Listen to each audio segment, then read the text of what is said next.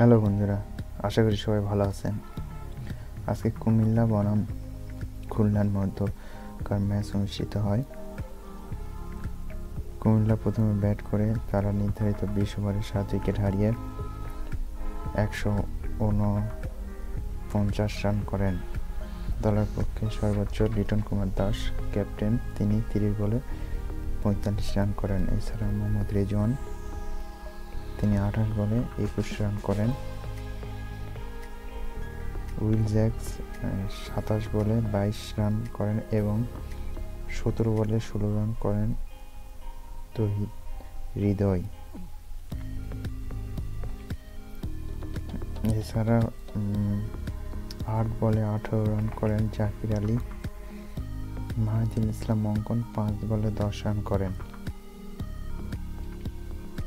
বোলিংয়ে নাসুম আহমেদ 2টি এবং ফাহিম আশরাফ 2টি উইকেট লাভ করেন। জয়ের ব্যাট করতে নেমে খুলনা তারা নির্ধারিত 20 ওভার তারা খেলতে পারেনি। তারা 18.5 ওভারে অল উইকেট হারিয়ে 115 রান করেন। দলের পক্ষে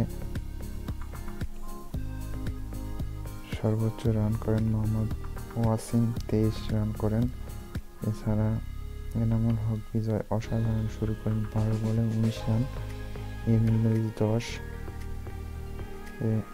নাহিদুল ইসলাম 21 রান করেন। এছাড়া আর কেউ বলার মতো রান করতে পারেনি।